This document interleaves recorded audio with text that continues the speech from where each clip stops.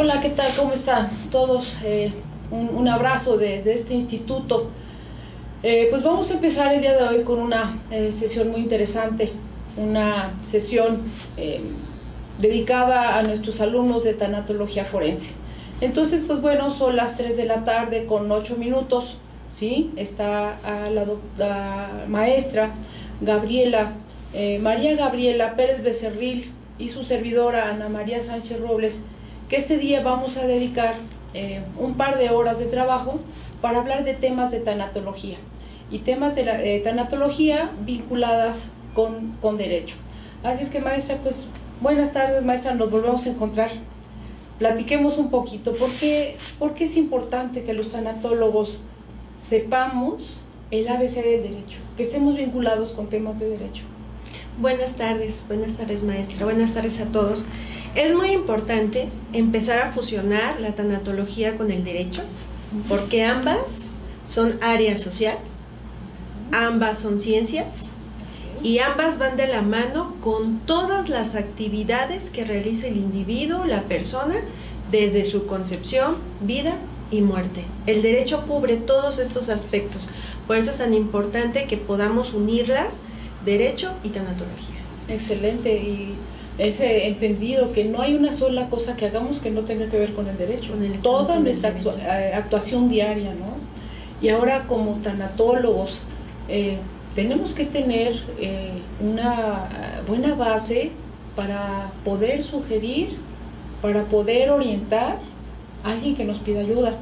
Entonces es indispensable que un tanatólogo, dentro de esa formación, esta formación que está dando el instituto, conozca el ABC del derecho y su vinculación con la tanatología. Maestra, pues, ¿quieres que empecemos con tu presentación? Pues claro, entonces que sí. Vamos a ver estos materiales que la maestra preparó y pues vamos a ver qué útiles son para la vida cotidiana, y bueno, son contenidos temáticos de nuestras asignaturas. Gracias. Bien, el tema tanatología forense es un tema amplísimo, solo que hoy vamos a utilizar ciertos temas, ¿no? Vamos a abordarlos. Tenemos que empezar por tal vez definir, ¿no?, qué es tanatología. Hemos dicho a lo largo de diversos programas o en clases que tanatología es esta ciencia que estudia la muerte, pero para poder estudiar la muerte tiene que haber vida, y la persona durante su vida realiza diversos actos que van en función de su individualidad, que van a influir en la parte social, que van a influir en la parte cultural, en la parte institucional, en la parte de gobierno y en la parte de medio internacional. Entonces aquí siempre preguntamos, y yo les digo a mis chicos en clase, ¿no?, ¿cuándo escuchamos a alguien o cuando nosotros mismos decimos voy a casarme, voy a ir a consultar al abogado? Voy a vender mi casa, voy a consultar al abogado, ¿no? Me voy a divorciar, voy a ver al abogado para pedir una asesoría. Difícilmente en todas las acciones que realizamos pedimos esta participación del abogado. Vamos, hacemos lo que mejor creemos a nuestro leal saber y entender, y después ya nos estamos ahí dando de topes en la pared diciendo, es que yo no sabía, es que no me acordé, es que si me hubieran dicho, pero no fuimos a ver al especialista en derecho. Entonces, por eso es tan importante que si la tanatología va en todas nuestras etapas de vida, el derecho va cubriendo todas estas etapas de vida. Como sabemos, derecho es el conjunto de normas jurídicas que rigen y regulan la conducta del hombre en sociedad. Entonces, si solo extraemos la conducta del hombre en sociedad, es todo lo que yo haga, tiene que estar regulado por el derecho, ¿verdad? Y se nos olvida siempre consultar a los especialistas, y para eso estamos. Y bueno, vamos a iniciar porque ¿quiénes somos nosotros como individuos? Y el derecho nos lo va a decir. Y en el artículo del 22 al 24 del Código Civil para la Ciudad de México nos dice que las personas somos personas físicas y personas morales. La persona física es aquella persona que goza de una capacidad jurídica que va a adquirir por el nacimiento y que va a perder con la muerte. Ciclo de vida, lo que vamos a ver más adelante con lo que nos va a explicar la maestra Ana de los procesos de muerte. Y nos dice también estos artículos, pero desde el momento en que un individuo es concebido, entra bajo la protección de la ley, porque es sujeto de sucesiones, es sujeto de derechos, es sujeto de obligaciones, ¿no? De protección. Entonces, esta parte es muy importante que la vayamos conociendo, ¿no? Porque a veces dicen, ¿y quién me cuida a mí en proceso de concepción? ¿O quién me protegió en mi niñez? Pues el derecho. El problema es que tenemos tanto desconocimiento que no lo sabemos ejercer o hacer valer a nuestro favor. Entonces dice que si desde concepción estamos protegidos, se nos va a considerar como nacidos para todos los derechos y garantías que tiene no solo el Código Civil, sino todas las normas que forman nuestro derecho mexicano. Dentro de este reconocimiento que nos hace la ley, de esto que estamos diciendo, que desde que concibes, entras en lo que se llama una capacidad jurídica de goce, ¿no? ¿Por qué? Porque no eres tú todavía una persona plena para poderlo ejercer por ti. Únicamente lo que vas a hacer es tener derecho a la escuela, derecho a la salud, derecho a una familia digna, derecho a que no te maltraten. Esos derechos son de goce y esos se gozan desde la infancia, desde concepción, hasta que llegamos a la mayoría de edad, ¿verdad? Entonces, esta es lo que conocemos en el ámbito del derecho como capacidad de goce. La minoría de edad, el estado de interdicción y las demás incapacidades, puedes ejercitar tus derechos y obligaciones a través de representantes. Y entonces aquí ya después veremos las figuras de la tutela, de los juradores y demás. Cuando no lo puedes ejercer por ti, tienes otros representantes que los hacen valer por ti. Y en el artículo 24 vemos que nos dice que el mayor de edad tiene la facultad de disponer libremente de su persona y de sus bienes. Y entonces, aquí ya nos dice que el mayor de edad ya es una persona capaz. Y entonces ahí ya estamos hablando de la capacidad de ejercicio, ¿no? Puedo decidir sobre mí todos aquellos actos jurídicos y no jurídicos que van a verse relacionados con todas mis personas, con todas mis decisiones y con todas las personas que están a mi alrededor. Y algo bien importante que nos dice el artículo 24, y de sus bienes. Y entonces ya nos está hablando de uno de los atributos de la personalidad, que es el patrimonio. ¿Ok? Bien, entonces eso es importante que avancemos, ¿verdad? Porque nos está diciendo que es una persona. Esta persona tiene atributos, ¿no? Que la misma normatividad nos dice. ¿Cuál sería el atributo más importante? Pues el que nos identifica, el nombre, el saber quién soy. Entonces, en el Código Civil, artículo 58, nos dice que se va a componer nuestro nombre, que es un medio que nos identifica, a través de nombres propios, los apellidos paterno y materno que te corresponden por familia. En su caso, ¿verdad?, se especifica que te deben de presentar vivo o muerto. Eso es algo bien importante, no porque un feto, un bebé nació muerto, no se le va a registrar. Ese es un concepto equivocado que tenemos. Vivo o muerto se te tiene que presentar y asignar un nombre y obtener lo que dice la ley, la impresión digital de esta persona, porque ya tiene el reconocimiento de su personalidad desde concepción.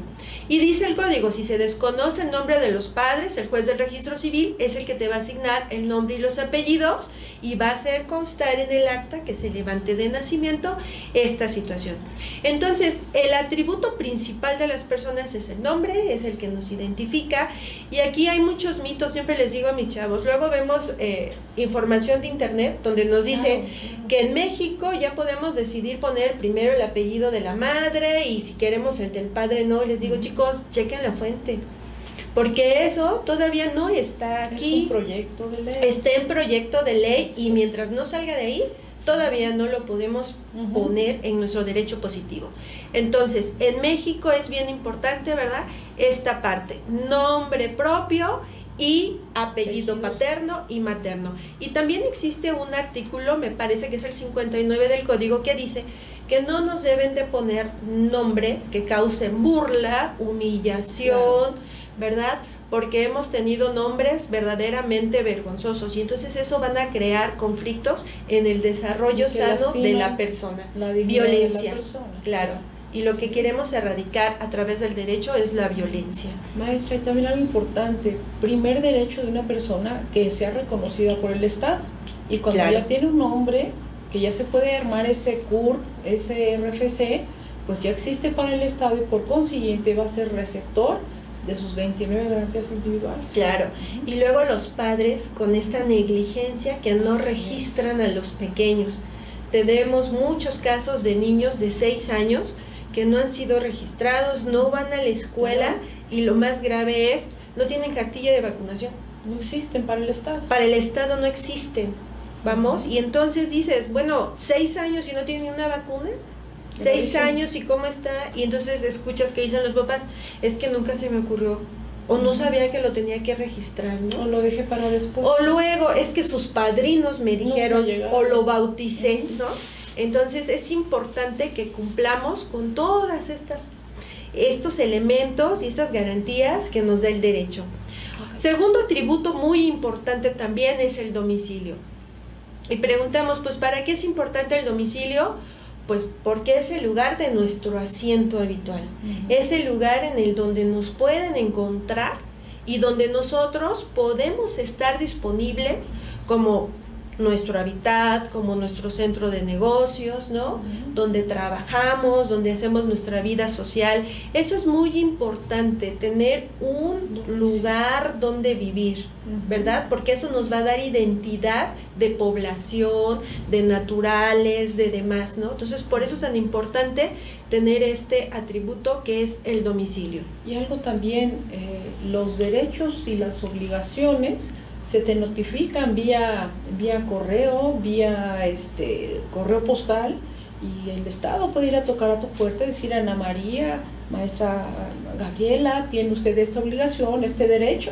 Y bueno, ¿dónde nos ubican? Necesitamos un domicilio. Claro, imagínate, te llega la herencia de Inglaterra y no tienes dónde encontrarte tu castillo.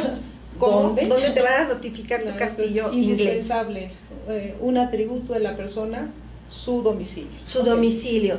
Y desde pequeñitos, cuando te ponen tu cintita en el lugar en el que nace, ¿no? Viene el nombre del bebé, ¿no? Ahí te ponen nombre, todo, y hasta domicilio para que tengas esta identidad, esta identificación y no haya confusiones.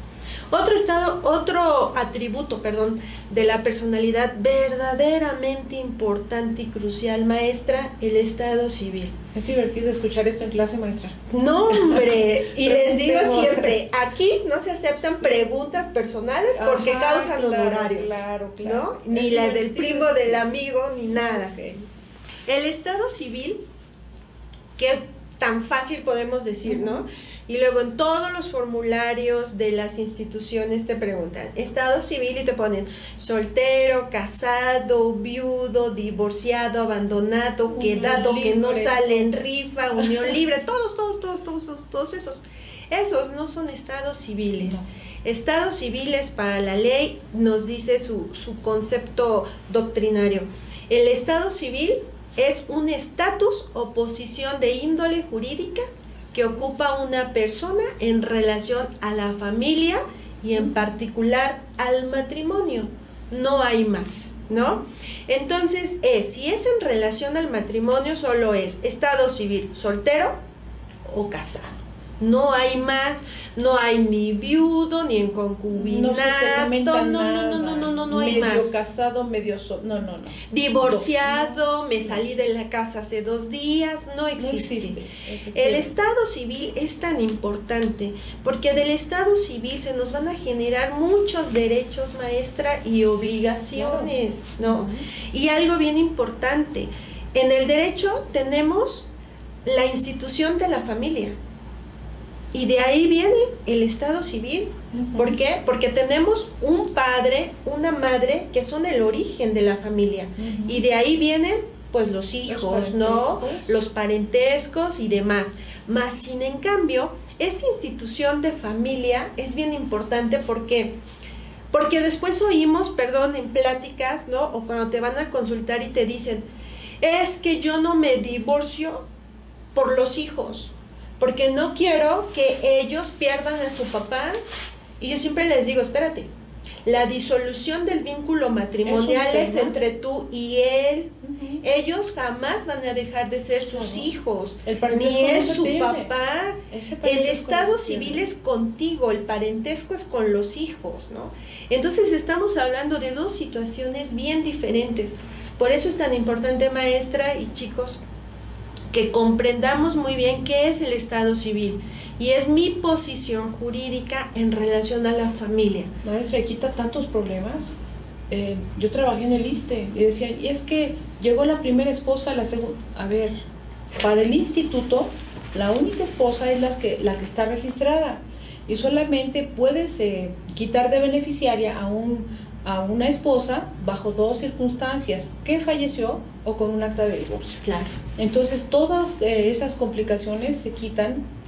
Se van a eliminar teniendo en orden tu estado civil, ¿sí? Que es determinante para bienes sucesorios, para juicios sucesorios, para cualquier asunto masa matrimonial, por ejemplo. Tiene que definirse cómo van a quedar los bienes, ¿sí? Claro. Derivado del estado civil. Del estado civil. Por eso el estado civil es verdaderamente importante.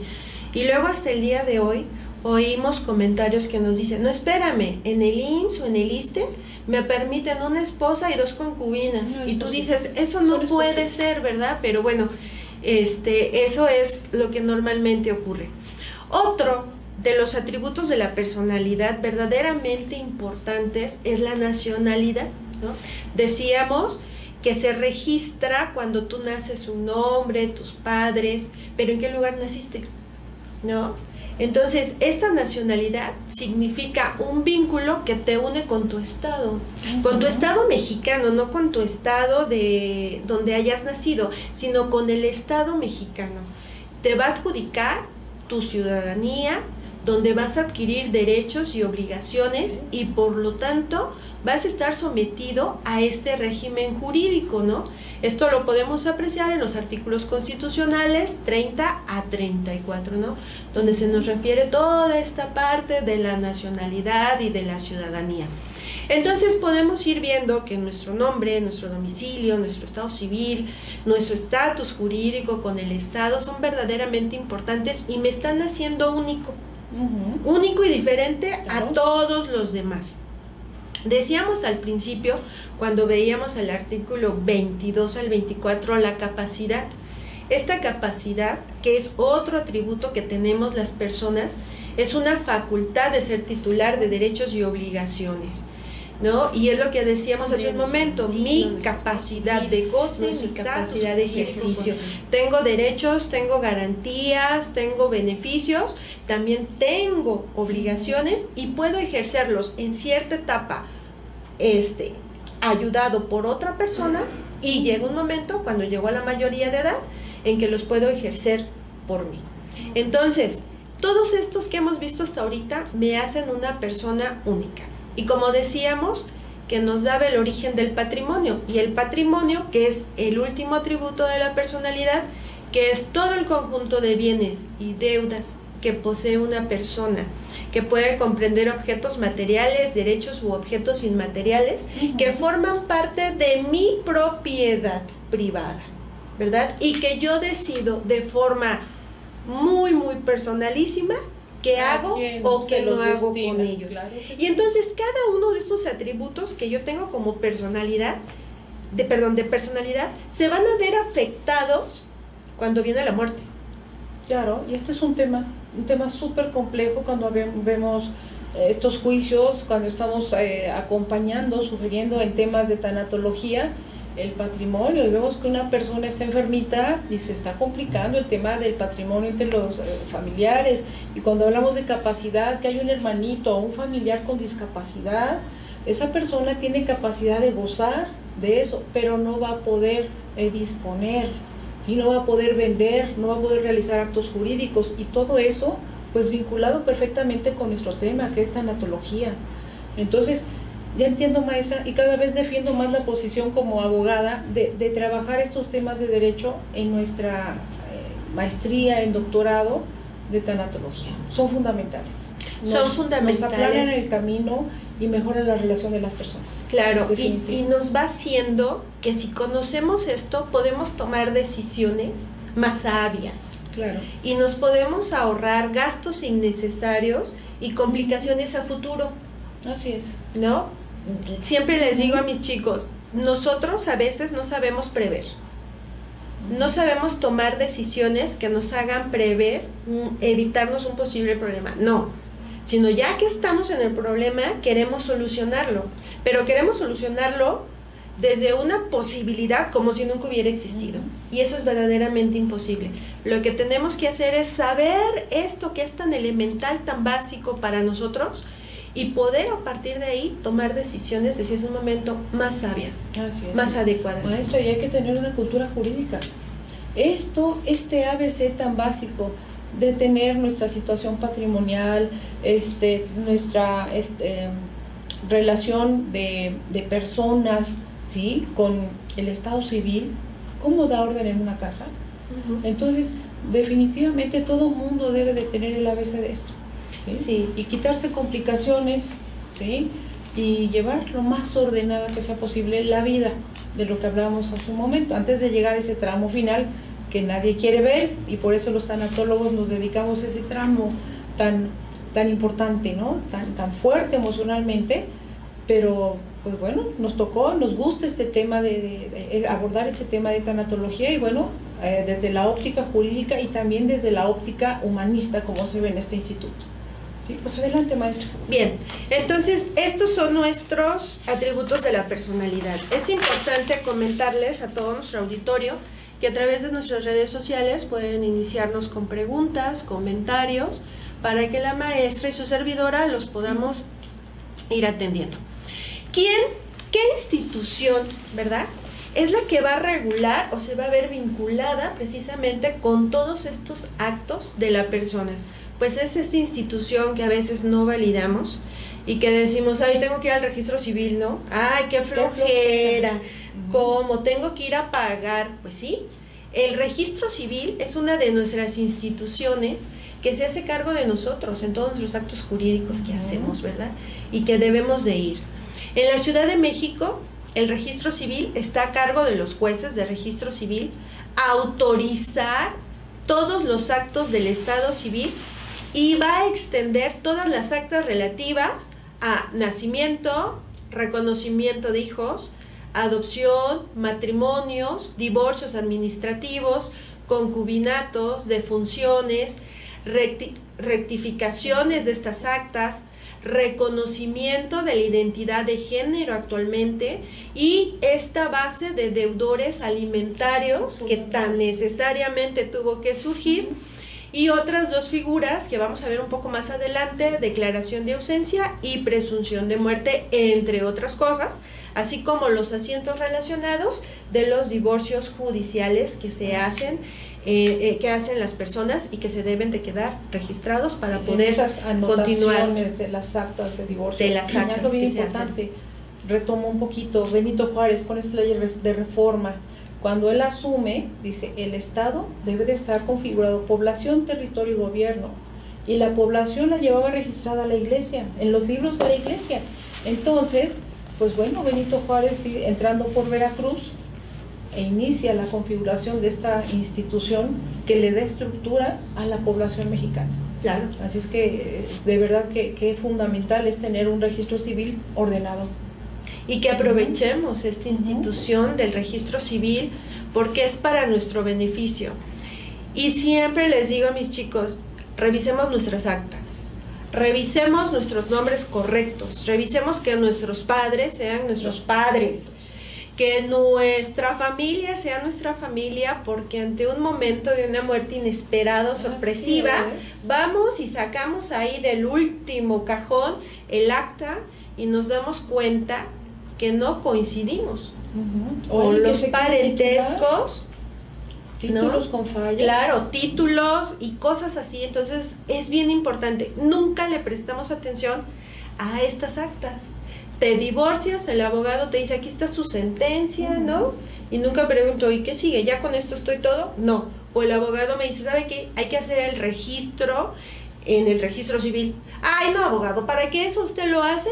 Porque seguramente quiere seguir sacándome dinero, ¿no? Entonces, bueno, ante eso, ¿qué podemos hacer? Pero la institución que tenemos de registro civil es tan importante que la conozcamos y sepamos cuál es su función. Okay. En el mismo contenido de lo que nos hace mención el Código Civil de Registro Civil, del Código Civil, nos habla del artículo 39 y nos dice precisamente, bien importante, el estado civil solo se comprueba con las constancias relativas del registro civil.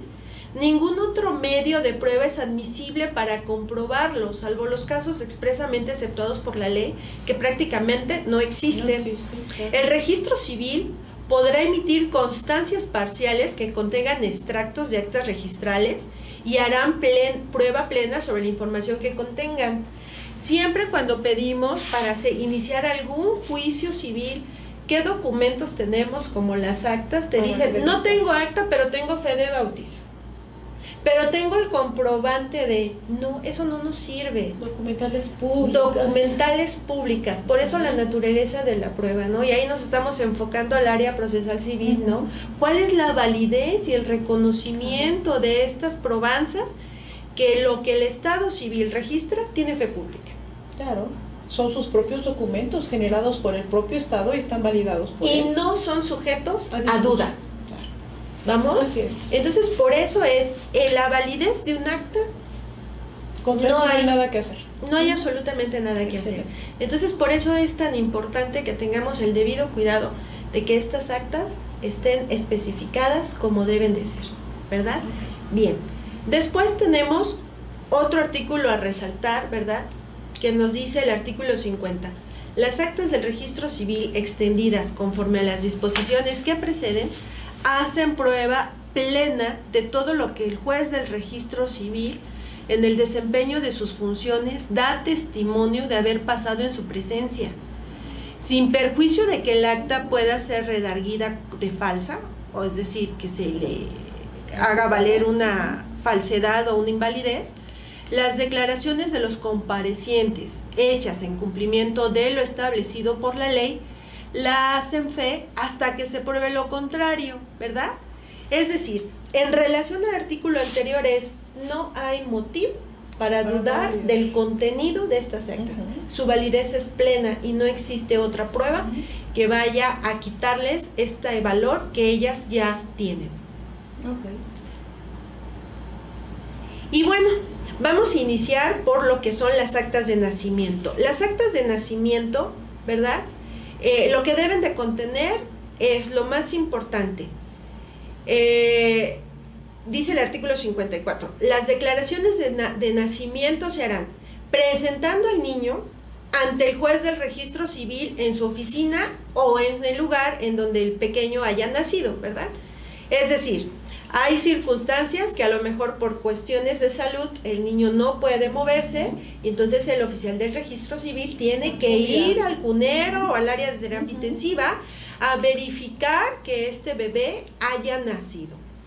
Este es su primer acto jurídico de un individuo, sí. Su primer acto jurídico y personalísimo. No puede existir nadie en su representación. Nadie. Él tiene que ser por sí. Así es. Es muy bonito este concepto, ¿eh? Es algo que luego yo les digo a mis chicos cuando les explico estos artículos en clase, sientes así que te llega porque dices, ojalá entendieras el sentido de que te reconoce el Estado como como su ciudadano. Claro, estás en terapia intensiva, pero ahí va el Estado a ver para protegerte, para acogerte dentro de su naturaleza de Estado, para que ella sea reconocido como mexicano, como ciudadano. Es un concepto precioso esto. Claro, pero vuelvo a lo mismo. Lo tengo que llevar a registrar, fíjate, lo tengo como si fuera una carga. ¿Y si se me enferma? Ya se aire. Sí, no, mejor es que dice la tía que después de los 40, ¿no? De los 40 días ya lo llevo porque ya está fuertecito. Y no entendemos 6 meses, 8 meses, maestra. ¿Y ese niño no está registrado? Te digo, 6 años, maestra. 6 años. ¿Qué cosas? y luego no los registran, ¿no? Dice ahí, perdón, regresamos la diapositiva, por favor, acompañado del certificado de nacimiento que va a ser suscrito por médico autorizado en el formato establecido por la Secretaría de Salud, ¿verdad? Entonces, cuando tú naces, el primer documento que tú creas como persona es tu certificado de nacimiento, que es donde el médico está dando fe, está haciendo válido que tú naciste, está estableciendo la hora en que naciste, el lugar en el que naciste, las condiciones en que naciste, quién eres, todas esas situaciones, el médico las está registrando en su momento. Por eso ese es el primer documento tan importante de las personas que va a dar origen a que el juez del registro civil vaya, certifique que lo que le dice el médico fue lo correcto, y entonces ya estás dentro del reconocimiento de la norma jurídica, ¿verdad? El certificado hace prueba plena del día, hora, lugar del nacimiento, sexo del nacido y de la maternidad y paternidad que podemos, que hemos traído, ¿verdad? El acta de nacimiento, el artículo 58 del Código Civil nos va a decir qué es lo que contiene. Igual, lugar, hora de nacimiento, sexo del presentado. Bien importante, el código nos dice presentado porque tenemos que estar ahí presentes con este pequeño que nació. El nombre o los nombres propios, los apellidos de nueva cuenta, paterno y materno que te correspondan, y aclara, vivo o muerto, y tu impresión digital, ¿verdad? Si se desconoce el nombre de del padre o de los padres, el juez del registro civil te pondrá el nombre y el apellido y va a hacer valer esta circunstancia. ¿Por qué? ¿En qué momento se puede desconocer a los padres? A aquellos bebés que los abandonan. Un abandono y que es un número alto. Y que son todos los días y en cantidades muy grandes que nos abandonan a estos pequeños. Entonces, el juez del registro civil va a exhortar a quien presente al niño con el nombre propio que se le va a registrar, que no sea peyorativo, discriminatorio, infamante, denigrante, carente de significado y que constituye un signo o símbolo en siglas, o que bien se exponga al registrado a ser objeto de burlas, ¿no? Lo que platicábamos hace un momento, debe ser un nombre digno.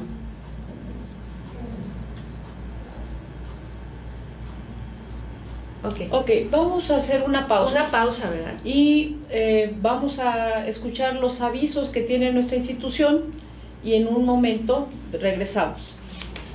Ok, pues bueno, regresamos y seguimos trabajando con estos temas de tanatología. Y pues maestra, ¿me ayudarías con la lectura de nuestros alumnos que están participando vía redes sociales, por favor? Claro que sí. Becky Sanz nos dice: saludos maestra Ana María, presente la maestría en tanatología 40, generación Sabatino. Lenny Yanis Vizcaíno, profesora Ana María, muy emocionada por escucharla, un saludo. Silvia Becerril, aquí ya conectándose y viendo ya a la maestra María Gabriela Pérez Becerril.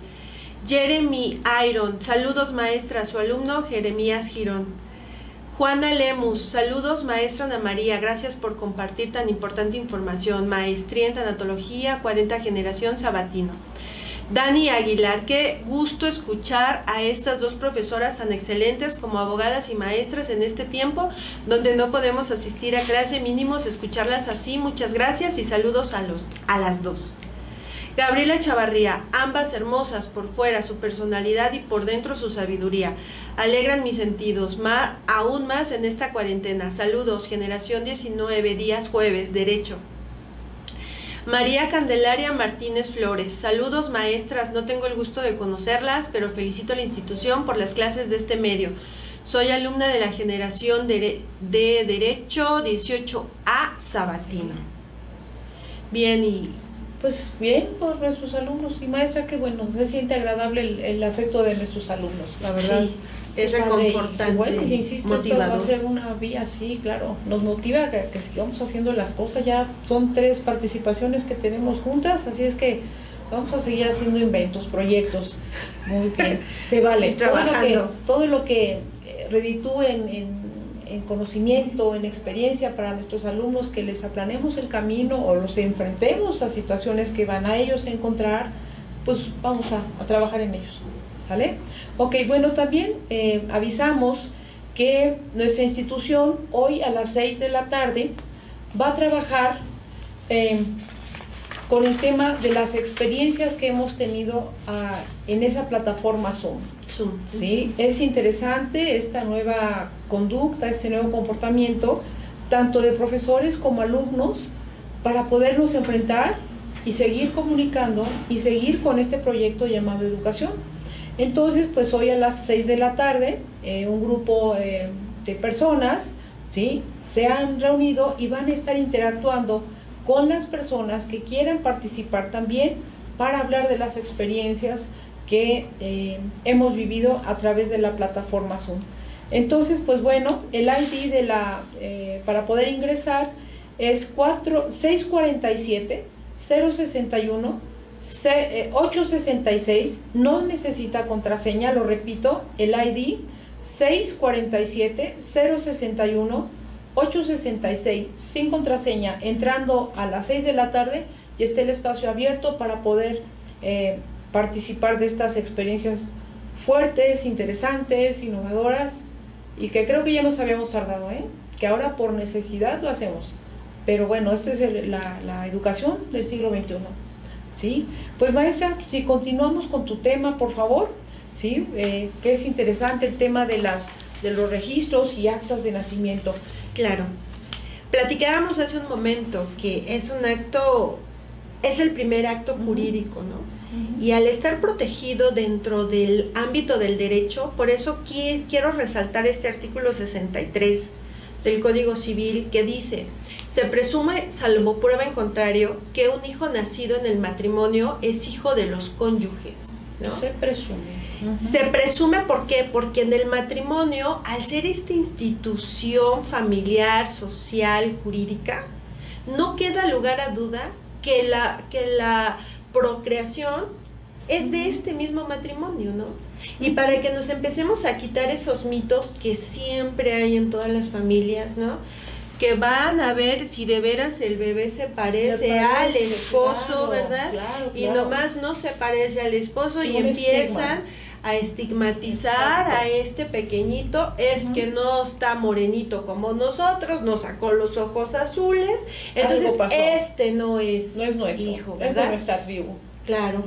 Entonces, desde la ley sabemos que nos dice este derecho, esta garantía para esta personita que está naciendo. Estás dentro del matrimonio, tienes tus padres, tienes tu familia, tienes este respeto, tienes esta identidad, tienes esta estructura, ¿verdad? Y de ahí nos vamos a ir quitando, ¿verdad?, el decir, como sucedía antes, es que a este yo no lo registro, porque no se parece, ¿no? Este regístralo tú, este sí se parece a mí, este sí lo registro, ¿no? Todos esos mitos que hemos tenido como parte social. Sí. Esos prejuicios. Y hasta siglo XXI todavía los tenemos. Se siguen dando. Bien. Ok. ¿Seguimos con tu presentación o cambiamos? Yo creo que esta parte del registro civil hasta acá queda, para que empecemos a hablar del otro momento de vida que es tan importante, ¿no? Ya vimos nacimiento, ya vimos todo lo que pasa, y la maestra Ana María nos va a hablar aparte ahora de su contrario al nacimiento, que es la muerte. Entonces, te escuchamos ahora atentamente, maestra, con este tema tan importante que es la muerte. Ok, pues bueno, yo siempre les digo a los chicos, ay, pues qué cosas, ¿por qué estamos estudiando tanatología? ¿Por qué no estudiar turismo? Tan bonito, preparar un viaje de playa o de esas cosas. Pues bueno, qué bueno que hay quienes nos ocupamos de pensar en ese momento tan trascendental, tan fundamental en las personas, momentos críticos, y que así como preparamos un superbautizo, tenemos que preparar esto, desde lo jurídico, como lo estamos viendo, desde lo social, ¿sí? Y tenemos que prepararnos también emocionalmente para esto. Entonces, yo creo que todo mundo tiene que tener las bases de esa tanatología, y tenemos algo en común. Yo quisiera saber por qué escogimos tanatología. Algo nos llama, algo nos hace abogadas, tanatólogas, o sea, nos queremos meter desde lo jurídico, pero también esa parte humana, que no podemos desvincular nunca. ¿sí? Entonces, pues bueno, vamos a segmentar este trabajo, lo que es tanatología forense y un poquito de bases jurídicas de la muerte, continuando con el trabajo que acabas de presentar. Hay algo interesante, cuando hablamos de forense, inmediatamente nos remontamos a los programas de televisión, y resulta ser que cuando hablamos de forense, habla de foros. En ese foro, donde van a encontrar o van a concurrir especialistas para debatir un tema determinado. Entonces, suena bien el tema forense y vinculamos con cosas policíacas, suena bien, pero también podemos hacer algo forense en temas de derecho, en temas de contabilidad. La otra vez escuché que unos contadores estaban preparando su espacio forense para hablar de esta nueva reforma en temas de pago de impuestos, ¿no? Entonces, este es un concepto. Y si vemos ahora la siguiente, diapositiva que sigue, por favor. Ok. ¿Cuáles son las áreas donde se vincula esa ciencia forense, o también la conocemos como, disculpen, pero podrían ponerla en F5 para que la pueda ver? Gracias. La anterior. Ah, ya, gracias. Ok. No, sí. Listo.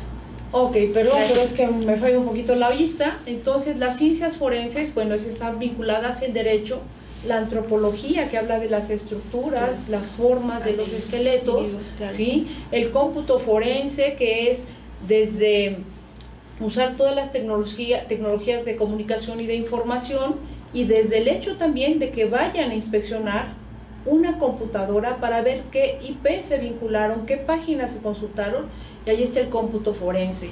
La documentología, eso es importantísimo, hablamos de falsificación de firmas, de sellos, de papel. Entonces ahí está lo que se conoce también como documentos cuestionados. La odontología forense también son huellas, así como tenemos huellas en nuestras manos, también tenemos esa huella en la dentadura, ¿sí? Y bueno, la entomología habla de los insectos. Cuando se dan esos fenómenos cadavéricos, también aparecerán esas moscas que dejarán unas larvas, luego esas pupas, y bueno, aparecerán otras nuevas, y eso nos va dando la cronología de los fenómenos cadavéricos. La genética forense, cuando tenemos que buscar un tema de parentesco, ¿sí? La lingüística forense, cuando hablamos y escuchamos a una persona que está dando un testimonio, cuando escuchamos o tenemos una grabación en un caso penal, eso ahí está la lingüística forense. La meteorología, cuando tenemos asuntos del clima. En Chiapas una vez se desgajó un cerro, y bueno, hablamos de un fenómeno climatológico, un fenómeno meteorológico, entonces también está incluida ahí. Y la necropapiloscopía, que habla de las huellas digitales tanto de manos como de pies. La psicología forense, un psicólogo especialista en hablar de la psique, de las reacciones, de las emociones, pero con un lenguaje jurídico, porque seguramente va a redactar informes que van a dar solución a temas en un caso penal. La toxicología, bueno, especialista, una rama de la química que habla de sustancias que pueden alterar o incluso hacer que una persona pierda la vida.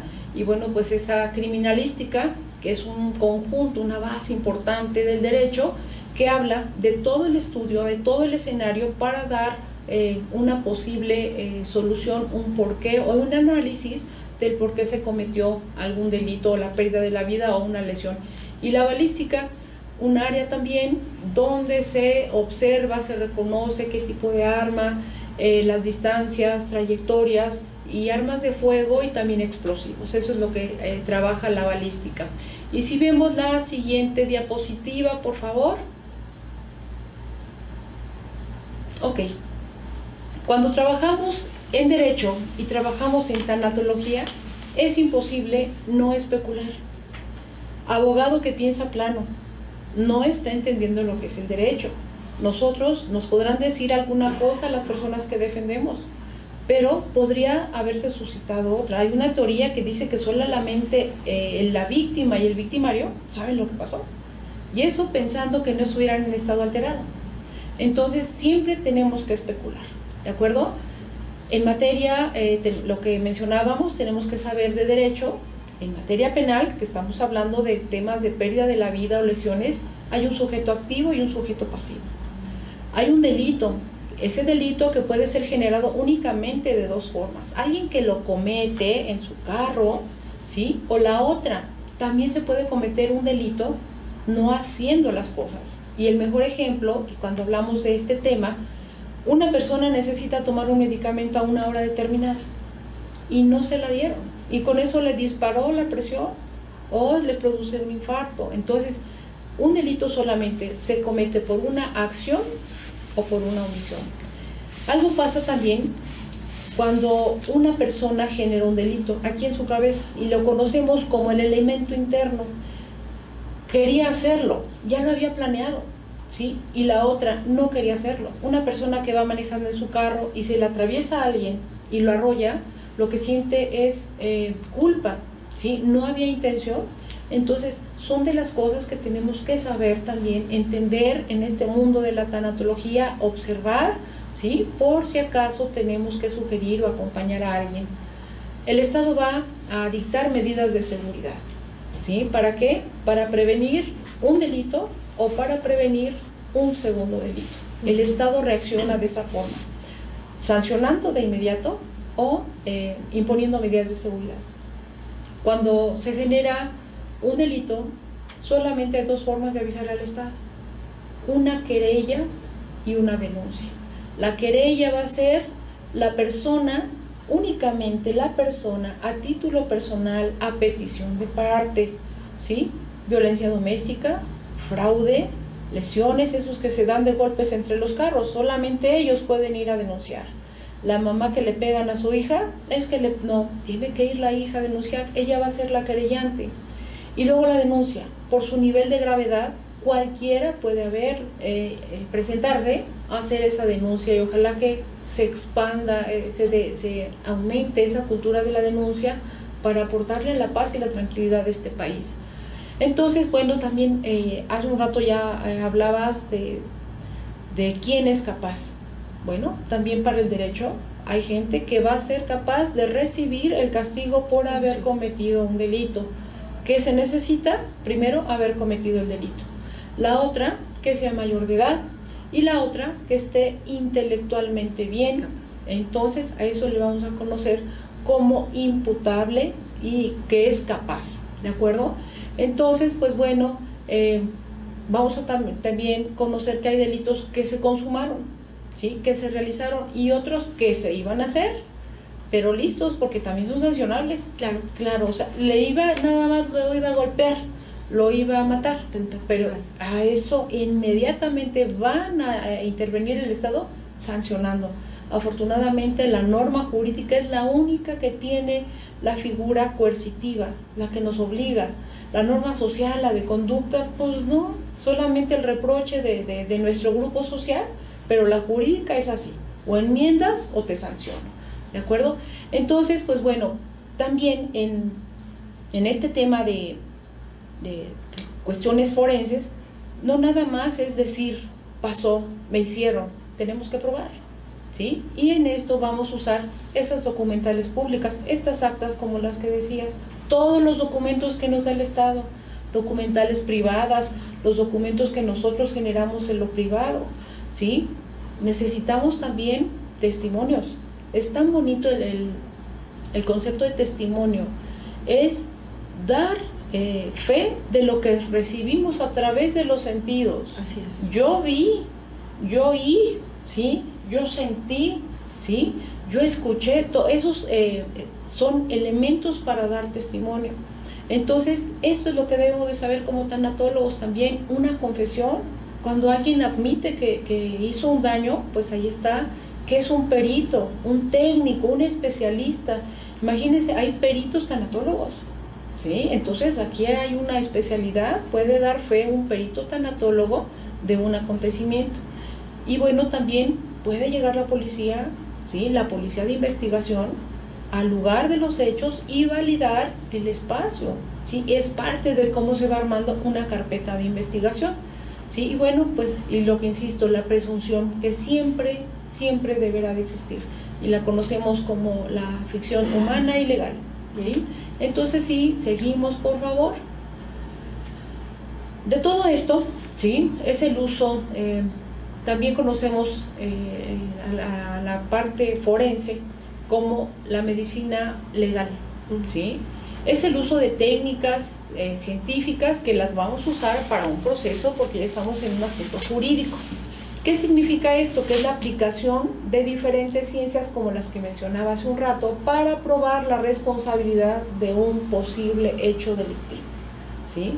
Incluye la recolección de evidencias, extracción de muestras de ADN, comparación de fibras, tejidos, balas y obviamente lo que decimos, el foro, el debate externos de grupo de personas haciendo teorías del por qué una persona falleció o cómo fue lesionada. De especialistas. Exactamente, ahí son los especialistas de ese tema.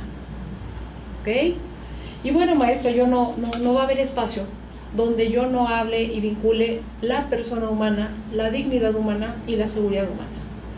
Cuando hablamos de fallecidos, esos cadáveres, por ahí tenemos un artículo de nuestra ley de salud, dice que van a ser tratados respetuosamente y con dignidad. Así que con cuidado, yo he visto los paramédicos en un acto de respeto, nunca los brincan, le dan la vuelta, ¿sí? El tratamiento de los cadáveres tiene que ser cuidadoso, hemos descuidado, se ha rebasado por mucho, pero tenemos que trabajar la dignidad de la persona por siempre, ¿sí? Y la persona humana pues protegida por los derechos humanos y por ese artículo primero de la Constitución, único e irrepetible, que tiene cuerpo, que tiene alma, ¿sí? Entonces, por consiguiente, tenemos que ser muy cuidadosos. Hablar de seguridad humana, estamos en este momento, a nivel global, con un tema de seguridad humana.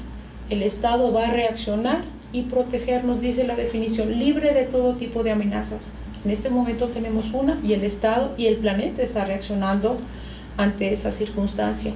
Y aquí, maestra, yo quisiera que hiciéramos una pausa y que interactuáramos.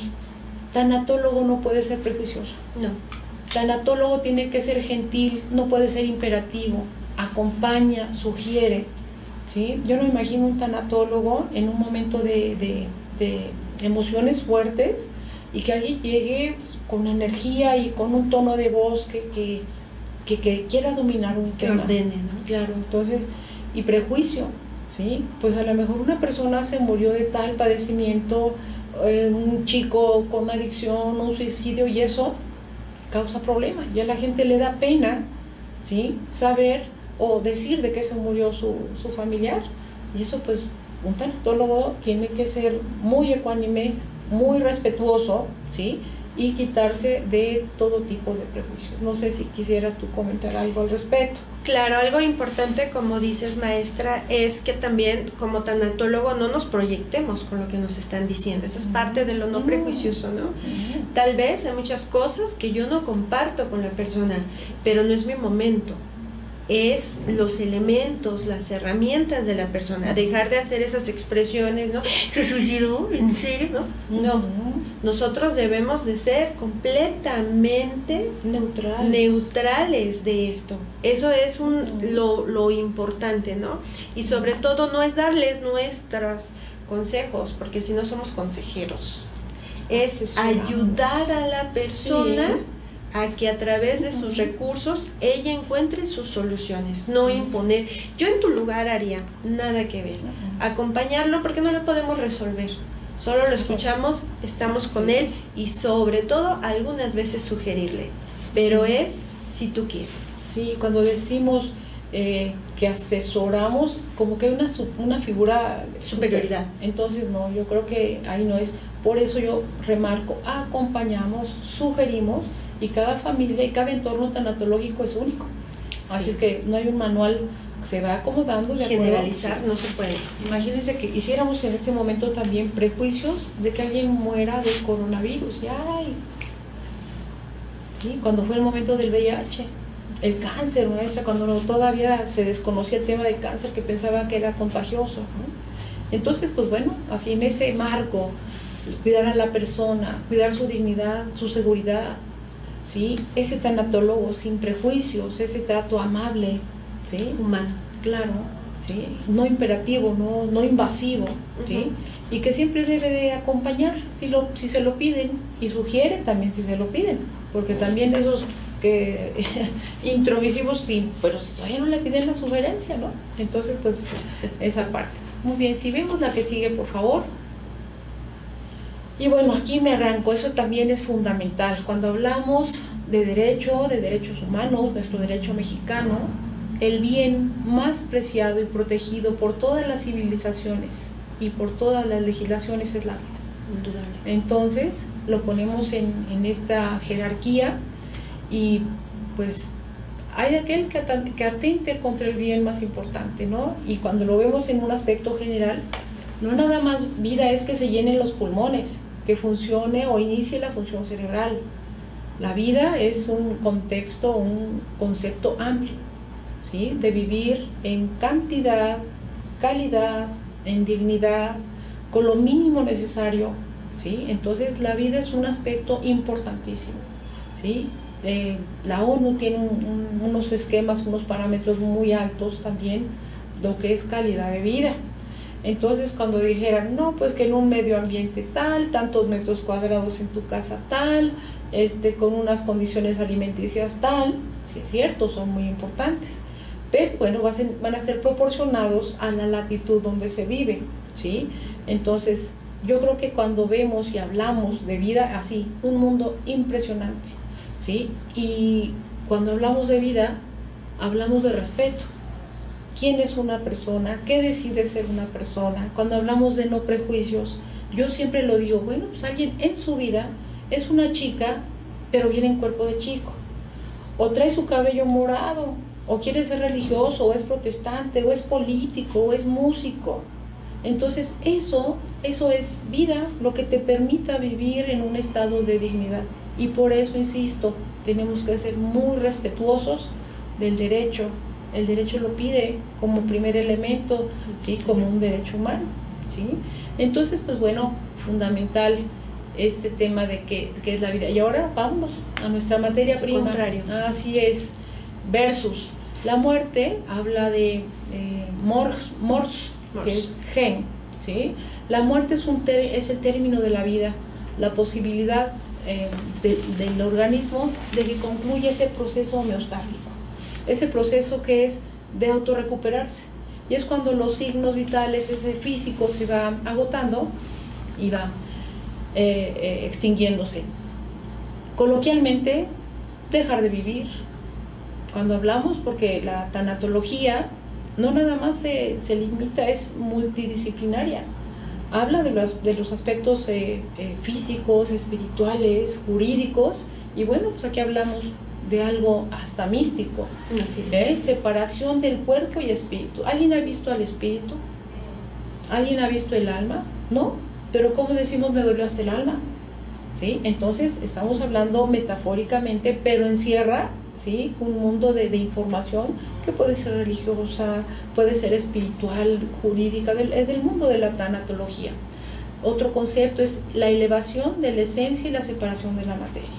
Y vamos a ver a nuestros filósofos, a Kant, ¿sí?, a Tomás de Aquino, que hablan precisamente de esta separación de cuerpo y alma. Entonces, pues bueno, ahí está el concepto fuerte de muerte. Y cada cultura le da una interpretación físicamente, ¿sí?, y también de fuerza, ¿no? A mí me impresionó los ritos mortorios en la India, por ejemplo, para los monjes budistas, en ese río Ganges que van quemando a los cuerpos. Yo participé con una amiga que es de religión judía en el fallecimiento de un familiar. El aseo, ese cepillado del cuerpo, porque tiene que presentarse con su creador impecable. Entonces es tan interesante este mundo de la tanatología y la interpretación de cada una de las culturas. Es hermoso y tan respetuoso que debe de ser uno de todo lo que para unas culturas sería durísimo, ¿sí?, quemar a alguien en el río Ganges, ¿no? Pero bueno, es parte de la cultura de la India. Ok. Sí. Y hace un rato hablaba de que siempre vamos a especular, ¿sí? Desde lo jurídico, maestra, cuando alguien atenta contra la vida, eso es un hecho para investigar. Vamos a ver desde las cuestiones naturales, pues terminó el ciclo, ese proceso homeostático. Lo sobrenatural, también la gente necesita explicaciones sobrenaturales. E insisto, nos quitamos de temas de prejuicios, ¿no?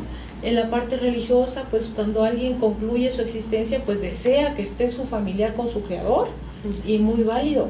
Y como partes de un grupo que esté en una situación de pérdida, respetuosos. Esa es la regla número 1 de la convivencia humana, respetuosos a los conceptos, pero sí hay una regla básica: nada que atente contra derecho. Ese sí es fundamental, ¿sí? Los ritos mortuorios y eso tienen su normatividad, ¿sí? Podemos creer cuestiones diferentes, pero la norma jurídica dice de aplicación general. Entonces ahí es que no hay de otra, la cumplimos porque lo tenemos que cumplir. Claro. ¿Sí? Si vemos la que sigue, por favor. Algo importante, para que alguien decida tomar decisiones, habla mucho de su ser y su deber ser. El deber ser tan sencillo: ¿qué espera la sociedad de mí? ¿Qué espera de mí como persona? ¿Cómo me cuidé? Si decidí, ¿cómo me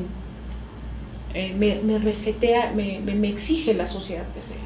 ¿Sí? El deber ser y el ser, ¿sí? Lo que me dijeron que tenía que ser: Ana María, pórtate bien, Ana María, ¿sí? Y luego ya como persona adulta empieza uno a tomar sus propias decisiones, ¿sí? Pero qué importante es el deber ser para quitarnos problemas, ¿sí? Eso que levántese temprano, cumpla con sus obligaciones y va uno librándola ese día con día, ¿no? Y algo de lo que ya hemos avanzado, maestra: los actos jurídicos, ¿sí? Tanatólogos tenemos que saber qué son los actos jurídicos. Pues ir a registrar a un pequeño, firmar un contrato de servicios como este de la escuela, casarse, descasarse o divorciarse, hacer un testamento. Y bueno, los hechos jurídicos. Aquí estamos viviendo un tema de hecho cantidad, un asunto de la naturaleza donde no interviene la voluntad de la persona, ¿sí? Pero ¿qué creen?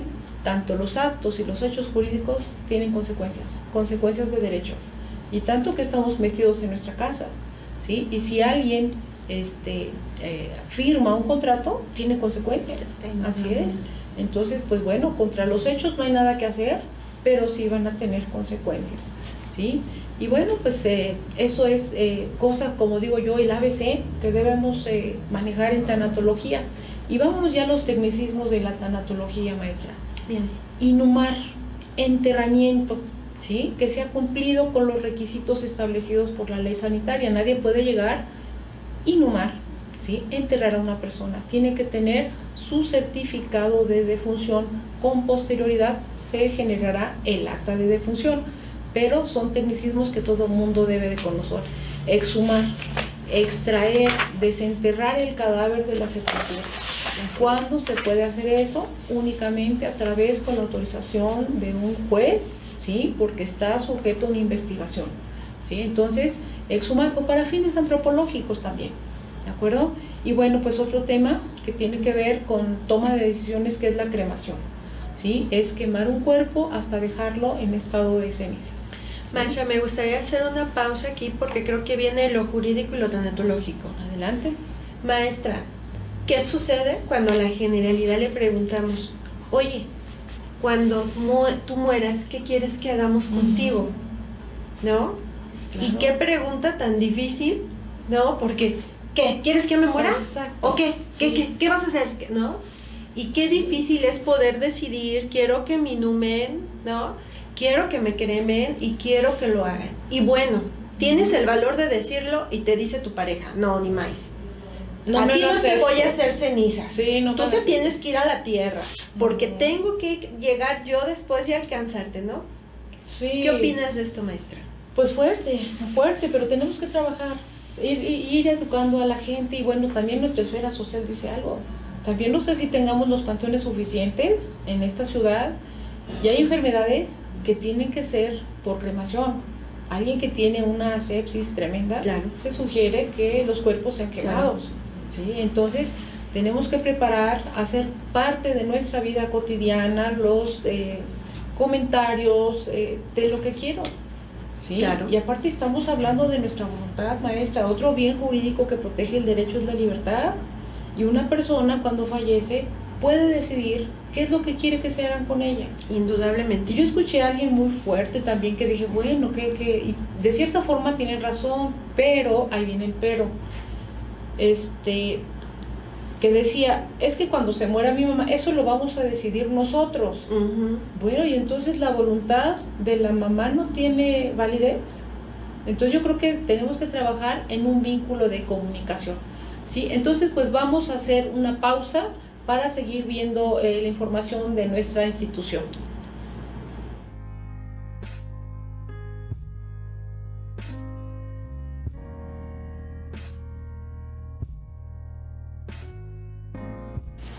Haciendo compras, como dices. Ok, pues vamos a continuar con este tema tan interesante, bases jurídicas de la muerte y tanatología forense. Yo me atrevo a decir que si no somos responsables sobre estos temas, podemos cometer en situaciones muy, muy fuertes donde una persona podría estar sujeta a un caso penal. ¿Sí? Entonces, yo les digo, a ver, una persona fallece en su casa, le vamos a pedir al médico que vaya a generar el certificado de defunción. Yo me pondría en el lugar del médico. Llego a un lugar y está impecable, está limpiecísimo. A mí me podría dar la idea de que están quitando alguna evidencia. Entonces, es importante dejar las cosas como tendrían que estar, que se vean sus medicamentos, que se vean los alimentos que le dieron, ¿sí? Que le pregunten algo muy importante también. A la gente únicamente deberá contestar lo que le preguntan. Maestra, esa es una regla. Le dio de comer, sí, pero no quiso comer, pero ayer tampoco, pero no por encubrir, pero para no complicarse. A preguntas claras, respuestas claras, preguntas concretas, respuestas concretas. Entonces, son de los elementos que podremos acompañar, sugerir a las personas que estamos acompañando, ¿sí? Para no cometer un tema donde pudiera estar sujeto después ese cuerpo a una investigación, a un estudio de patología para ver si no hubo un agente externo para que le haya causado o le haya privado de la vida. Ahí viene el concepto en una de las presentaciones, homicidio, el que prive de la vida a alguien. Entonces imagínense, entre familiares estar sujetos a una investigación con un ser querido, entonces por una cuestión de omisión o comisión, como le decía hace un rato. Entonces es muy importante que el tanatólogo tenga este ABC del derecho para que no genere conflictos jurídicos a la persona que le está atendiendo. Claro, creo que lo importante aquí sería tener las bases elementales como tanatólogos de la norma para poder brindar una asesoría y un acompañamiento eficiente. Porque socialmente, ¿no? Decimos siempre, ay, es que va a venir el Ministerio Público y la policía, ¿y qué va a hacer, no? Es que debemos de preservar el lugar, no mover nada, porque ellos solamente van a ir a hacer lo que les corresponde. Es más nuestro miedo, es más nuestros mitos que tenemos que lo que realmente puede suceder. Entonces, como tanatólogos, esa es una función bien importante, maestra. Sí, y repito, la mente nos da de sí, o sea, la gente sabemos que está pasando por una situación difícil, pero no puede perder el control, ¿sí? Y hemos visto en escenarios, cuando vemos un poco de teoría de tanatología, cómo aparecen los diferentes roles dentro de una situación. El hijo muy solvente, ¿no? Solvente emocionalmente y solvente económicamente. El otro familiar que se desvanece, que a veces tenemos que no cuidar resuelve, más, claro, que hay que cuidar más, ¿sí? O al que se huye, ¿sí? Entonces vamos a encontrar los diferentes roles dentro de una situación y tenemos que saber intervenir de esto, ¿sí? Entonces estos temas de tanatología son fascinantes, ¿sí? Entender las emociones, entender el por qué. Luego aparecen ahí los ruidos de las historias personales, ¿no? Que el tema de los perdones suena muy bien, que llegue, aunque sea un poco después o pronto, pero si con eso la gente se estabiliza emocionalmente, pues bienvenidos, ¿sí? Entonces es muy interesante el tema de tanatología forense y nuestra materia de bases jurídicas. Maestra, ¿nos pudieras hablar un poquito sobre quién es la persona más importante en el proceso de muerte? Sobre de quién debemos de estar pendiente de lo que quiere, de sus necesidades, de escuchar si quiere ver a alguien o si no quiere ver a alguien, por favor, maestra. Yo creo que es fundamental, atendiendo lo que es esa dignidad humana, esa libertad humana.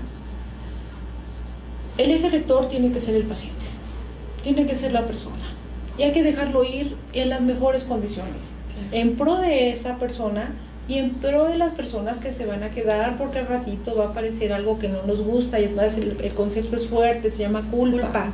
¿Sí? Entonces tenemos que ser muy respetuosos de la voluntad de las personas. Y a lo mejor, pues bueno, va a querer ver a un hijo que no había visto, o al hijo ingrato. Al que no da dinero y que no viene a cuidarla, pero ella lo quiere ver. Exactamente. Y entonces empiezan las personalidades de choque y la incomodidad en casa, pero, insisto, el eje rector tiene que ser la persona que está en peligro, que está en posibilidad de perder la vida. Y bueno, en esas enfermedades tan largas, tan dolorosas, ¿sí? Hasta complacientes. Claro. ¿Sí? Hasta complacientes. Alguna vez una amiga me llama y me dice: Ana María, mi papá está muy mal, tiene cáncer, ¿sí? Y quiere ir a Oaxaca. ¿Qué hago? Digo, si está en la capacidad de ir a Oaxaca, llévenlo, ¿sí? Pues hablen con su médico, que les den sus parches, esos parches tan fuertes de medicamento para controlar el dolor. Claro, maestra, de esos cuidados paliativos. Acompañar hasta el último momento, preservar a la persona, evitar el dolor. Escuché algo también tan simpático trabajando en el ISSSTE cuando me tocaba estar en los hospitales. Decían: ¿y qué tal si se hace adicto? Bueno, por Dios santo, para eso están los médicos, pero los algólogos, que son los encargados de llevar el tema del dolor, son los especialistas. Ellos saben el tema de la dosificación del medicamento. Y vivir con dignidad también es quitar el dolor. Claro. ¿Sí? Quitar el dolor es un acto humano, ¿sí? Y también cuando alguien decide: por favor, ya no me hagan más cosas que están atentando contra mi dignidad, también es muy válido. Claro. ¿Sí? Yo me gusta hablar de experiencias. Dando una vez en uno de los hospitales también, me mandan de la dirección general: vaya a tal hospital. Bueno, pues eran unos hombres gigantes que trabajaban en la procuraduría, gente muy importante, y traían a la mamá que la resucitaba no sé cuántas veces, que la entubaron, y yo les decía: sean cuidadosos con su mamá, ¿sí? El instituto está haciendo lo que está en su capacidad técnica, con implementos médicos, para restaurar a su mamá, pero esto es cuestión de horas. Con todo cuidado, con todo respeto, yo les pido que cuiden la dignidad de su mamá, que no la sometan a tratos crueles, tratos donde haya dolor. Y sale una enfermera con ese tono sabio que también tienen las enfermeras, le dice: maestra, aquí los señores están queriendo pagar culpas. ¿Sí? Entonces, algunas cuentas que tuvieran por ahí, les digo, ahí son argumentaciones y aparecen tantas personalidades y tantos mensajes. Pero sí, lo primero que se tiene que preservar, pues es eso. El eje rector es la persona que está pasando un evento. Bien, que está preparándose y viviendo su muerte. Así es. Cuando te toque vivir tu muerte, entonces tú ya tomas tus decisiones, pero no decidas por el otro. Y otro tema importante, maestra, me permito aportar y me gustaría escuchar tu opinión.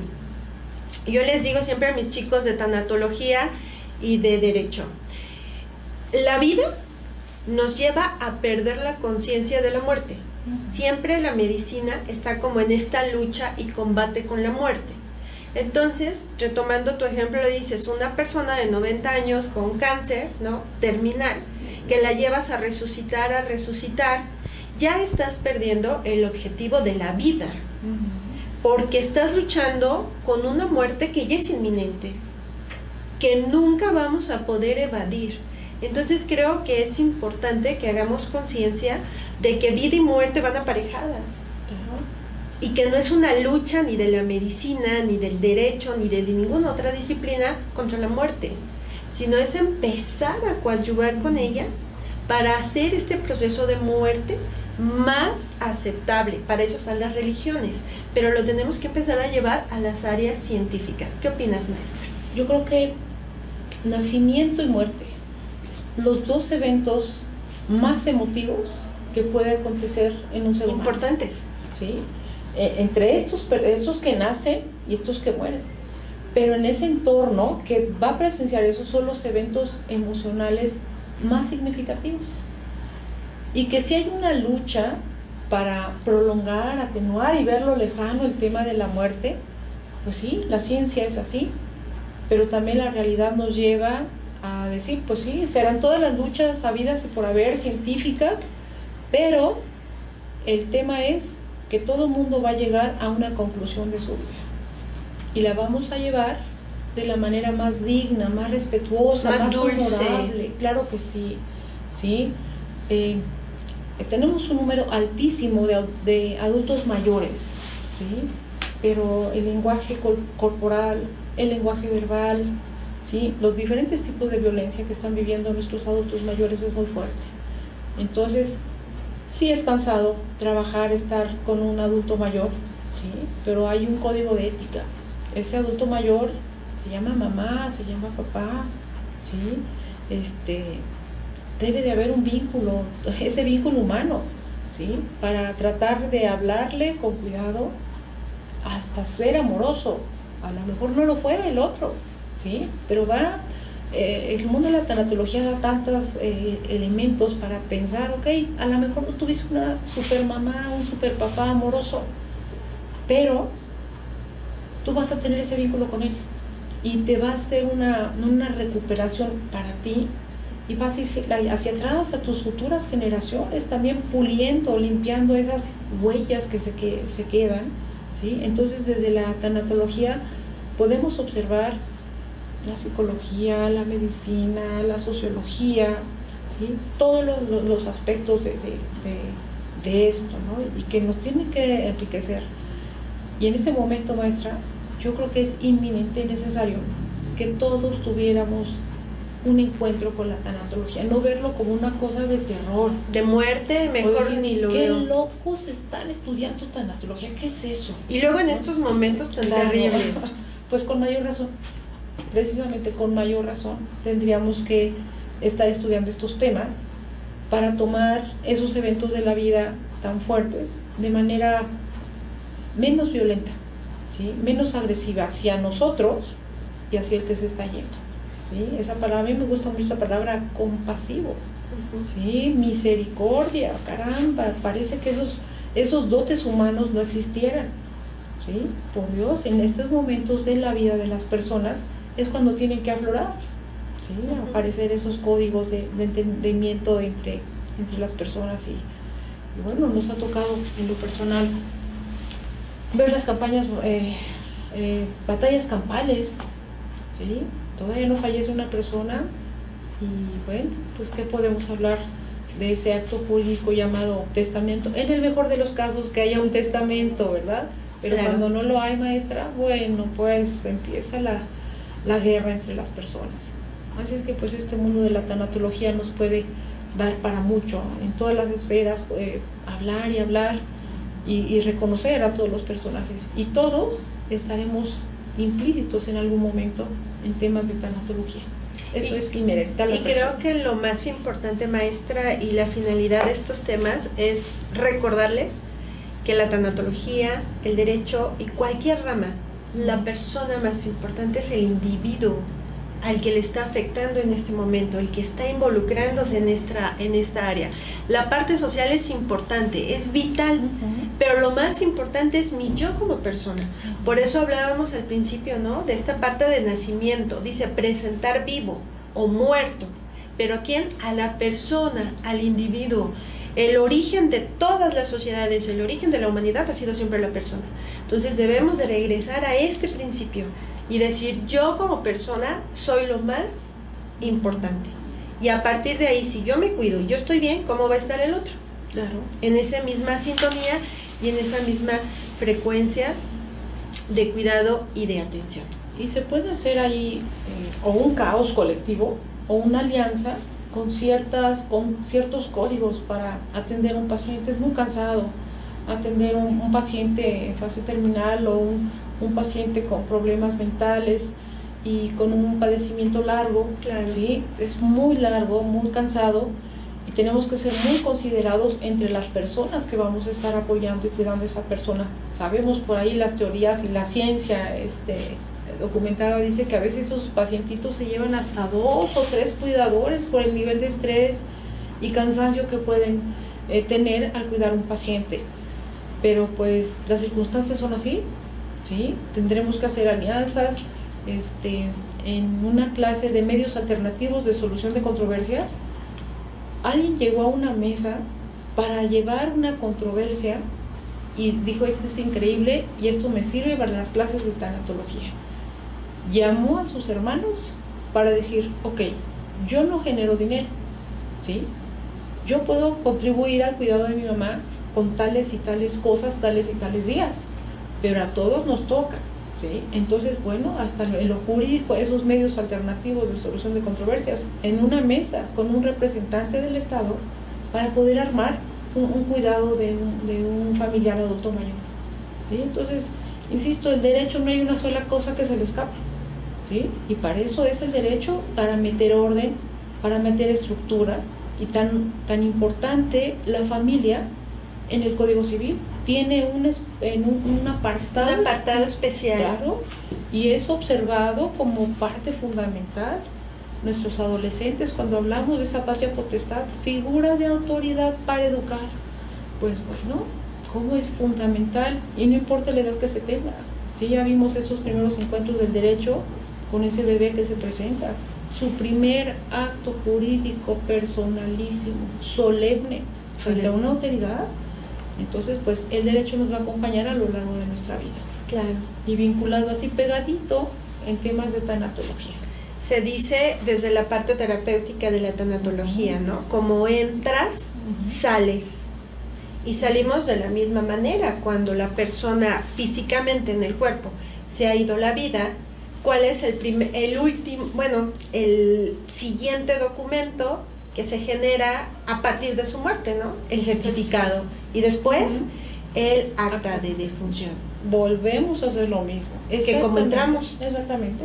Primero el certificado de alumbramiento y luego el acta de nacimiento. Tienes toda la razón. Nuevamente fallece la persona, certificado de defunción. Y que es bien interesante cómo debe de ser llenado por un médico. Dice no que tiene que mencionar día, hora, lugar, ¿sí?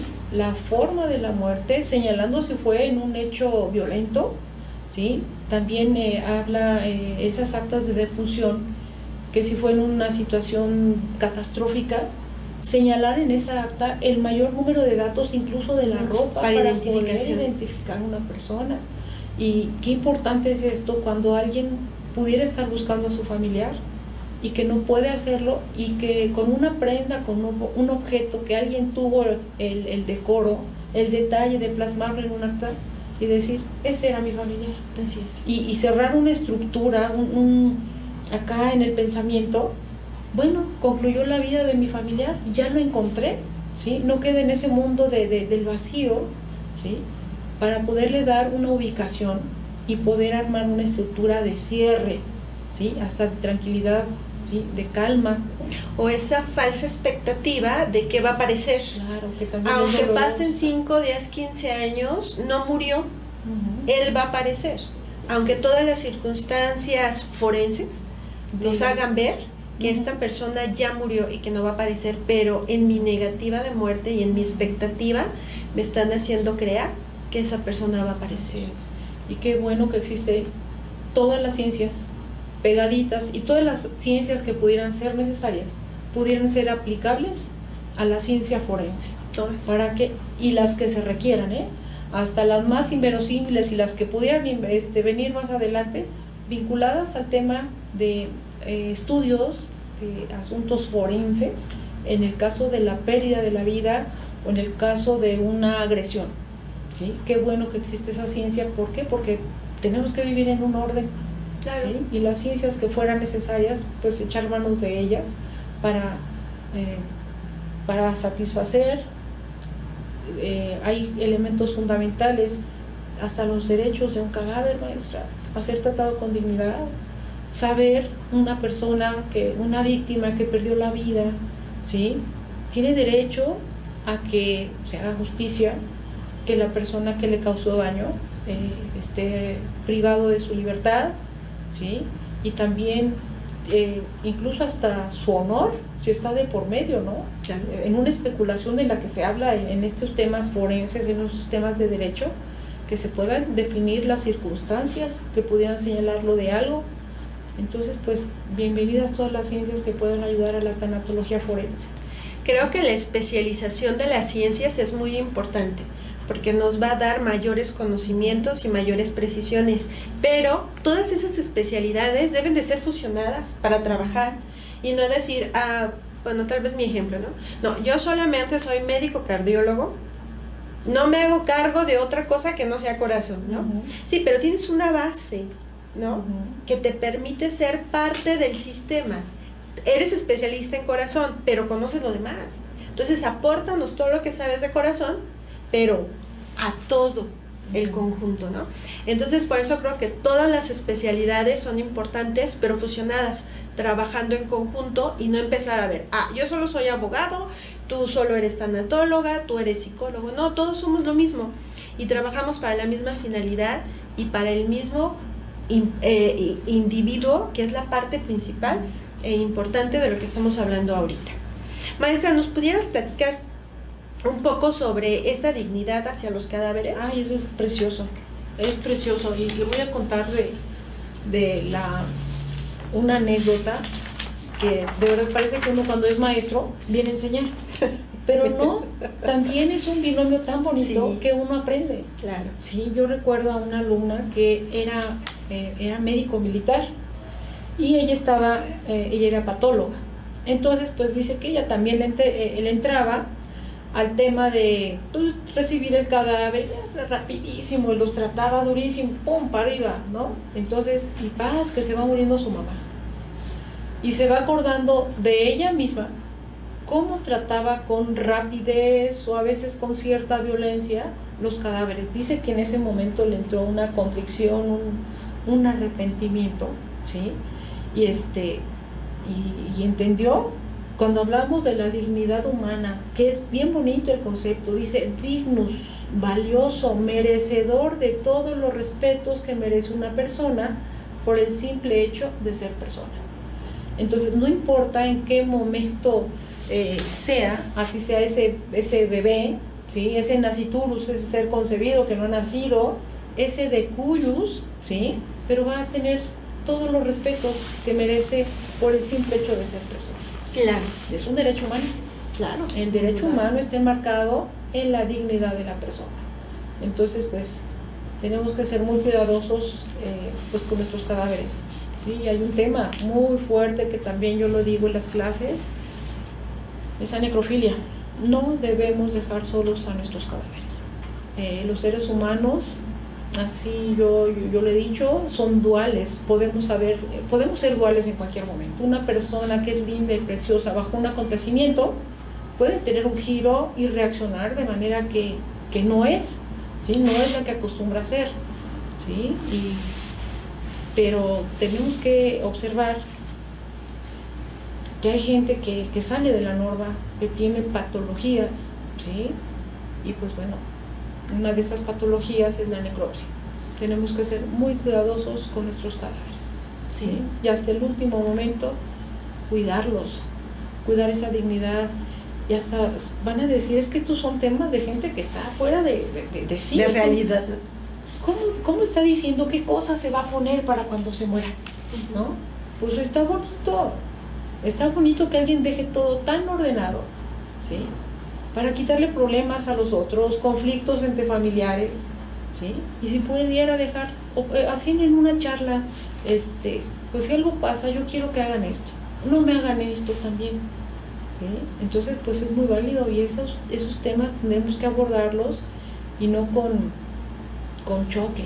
Tenemos que ser parte de esta cultura, es cultura. Y nosotros como familiares saber escuchar y complacer.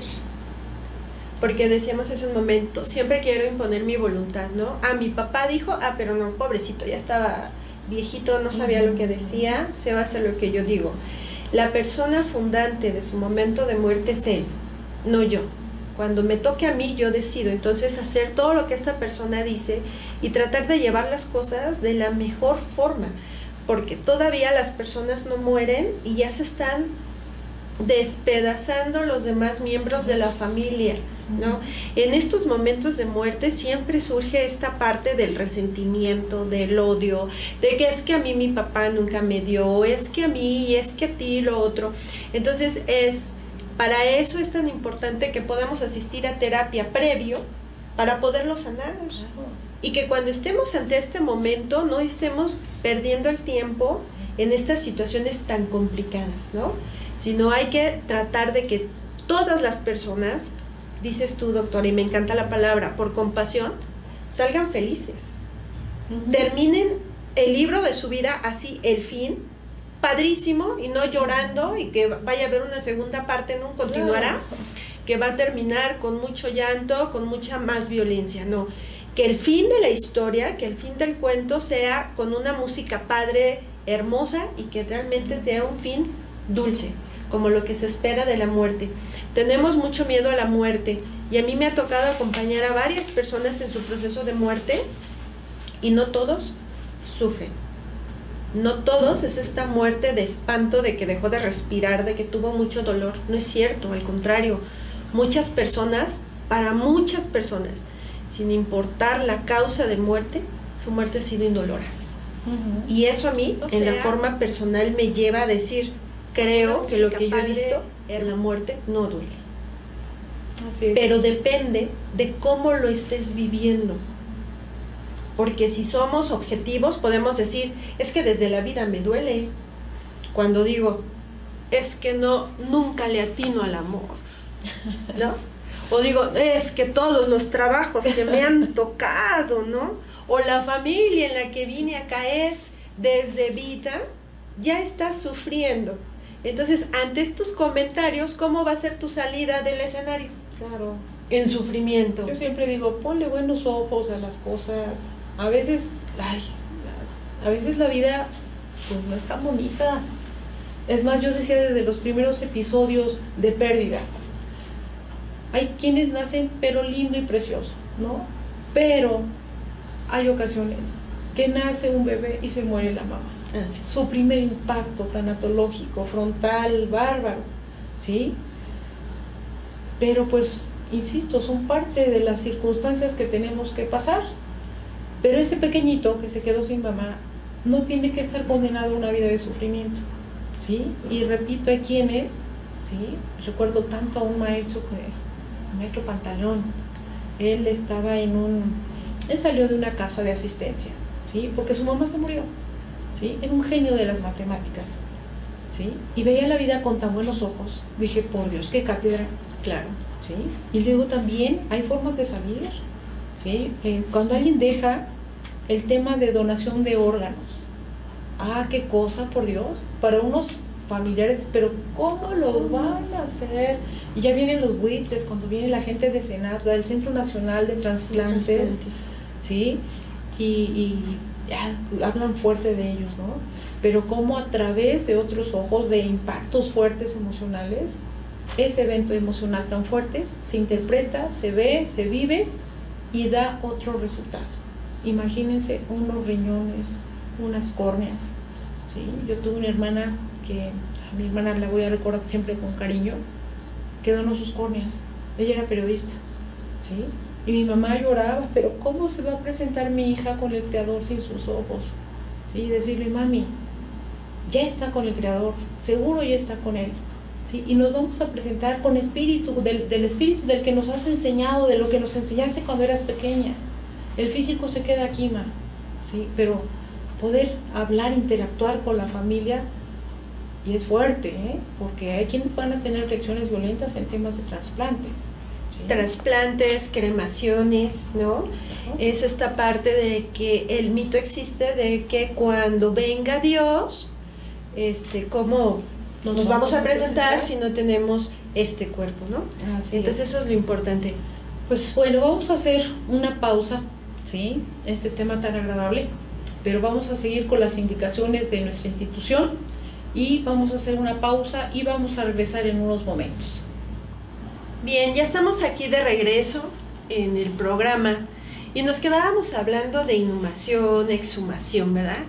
Y de acuerdo Ley General de Salud, al reglamento de cementerios del Distrito Federal, ¿verdad? Tenemos que la inhumación es el acto de enterrar los restos de una persona en un ataúd enterrar los restos en un ataúd de una persona ya fallecida, y este servicio se va a llevar a cabo en lo que es en un cementerio. Decíamos hace un momento, ¿verdad?, que no podemos jurídicamente nosotros disponer de dónde vamos a enterrar a la persona o de trasladarla. Desde que la persona fallece en casa o en un hospital, jurídicamente ya no nos corresponde hacer nada con ella, ya le corresponde a la autoridad jurídica o bien al área médica hacer el traslado de este cuerpo que fue nuestro familiar para poder hacer con él todos los procedimientos que van a venir después de que la persona ya murió, ¿verdad? Y por eso es tan importante, como lo vimos hace un momento, ¿no?, el certificado médico de defunción y la autorización que expide el registro civil para poder hacer este destino final, ¿no?, que sea la inhumación o bien la cremación de la persona.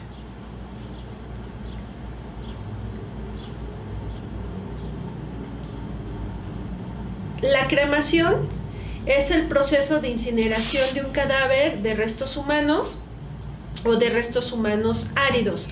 Y es un proceso en el que mediante un horno especializado se usa un calor de aproximadamente 1000 grados para deshidratar y reducir el cuerpo humano a pequeños fragmentos óseos cuyo resultado final se denominan cenizas, ¿no? Junto con el entierro, la cremación son las alternativas más populares que hay para la disposición final de este cadáver, ¿no? Y estas dos formas son porque estamos en sociedades y en poblaciones con una alta tasa de población. Entonces, pues las muertes también se incrementan y va a resultar a veces ya insuficiente las áreas especiales de panteones para poder dar abasto a las personas que mueren. Entonces, por eso la cremación es una opción muy viable para poder reducir esta parte de necesidad o de capacidad del Estado, porque no debemos de olvidar que el Estado es quien proporciona este servicio. Lo puede conceder a particulares, porque existen panteones particulares, es concesión, pero el que lleva la rectoría y la autoridad es sin duda el Estado, ¿verdad? Algo muy importante, el tratamiento al cadáver, ¿sí? Y también un cadáver no puede estar expuesto por tiempos prolongados si no es que tiene el tratamiento correspondiente, ¿sí? Y estamos hablando de 48 horas, ¿sí? Donde ese cuerpo puede estar en un servicio funerario, en una casa, pero tiene que estar ya en un panteón o en un tema de cremación, ¿sí? Claro. Por higiene, por norma jurídica, así de simple. Así es, lo que sucede es que muchas veces en nuestra sociedad mexicana, ¿no?, tenemos familiares en el extranjero. Así es. Entonces muchas veces no les da el tiempo de llegar cuando la persona está muriendo y entonces dicen, bueno, ya no lo vio vivo, pero que lo esperemos, ¿no?, hasta que llegue, y son 5 o 6 días. Entonces dice la autoridad sanitaria, dice el Estado, no puedo. Así es. Tiene que ser a lo máximo 48 horas porque murió de tal enfermedad, es un riesgo a la salud y se tiene que hacer el servicio funerario antes. Esto le genera un gran problema a la familia. Y esta situación, qué bueno que la mencionamos, porque lo mismo sucede cuando hablamos de cuidados paliativos, ¿no? Cuando le damos esta parte de que la persona puede ir muriendo sin dolor, ¿no?, en tranquilidad, que se le van suministrando medicamentos adecuados para terminar el dolor, y llega y que es que ya va a venir el hijo de Estados Unidos y quiere verla consciente, ¿no? Y entonces lo vuelven a sacar solo por ver al otro. Creo que es una cuestión a trabajar tanatológica, en donde si la persona ya está con el menor dolor, dejémosla ahí. Así es. Dejémosla ahí, y cuando tú llegas en el momento preciso para hacer tu cierre. Llegas en el momento preciso, perdón, llegas en el momento preciso para hacer tu cierre y hasta ahí, ¿no? Si lo encontraste con vida, si ya no te escuchaba, si lo encontraste ya en el velatorio o en cenizas, ese es el momento que tienes para hacer tu cierre. Para eso está tu ritual, para eso está tu rito funerario. Y recordemos, maestra, que la persona es el punto principal, es el eje rector. Sí somos importantes los familiares, pero el paciente es la persona más importante. Es la parte prioritaria. Claro. Entonces, pues, no sé si tenemos espacio para unos comentarios de los que hemos recibido a través de redes sociales. Por favor. Y hacemos una pausita. Maestra, si me ayudas, por favor. Ok, yo leo la pregunta y que la maestra nos conteste esta. Maribel Aide Pérez Farías. ¿Qué sucede si una persona quiere cambiarse el nombre? Gracias. Puede hacerlo. Tiene que promover un juicio, tiene que dar razones por qué, ¿sí? Tiene que tener, y en efecto, tiene que promover un juicio, ¿sí? Y explicar por qué quiere cambiarse de nombre.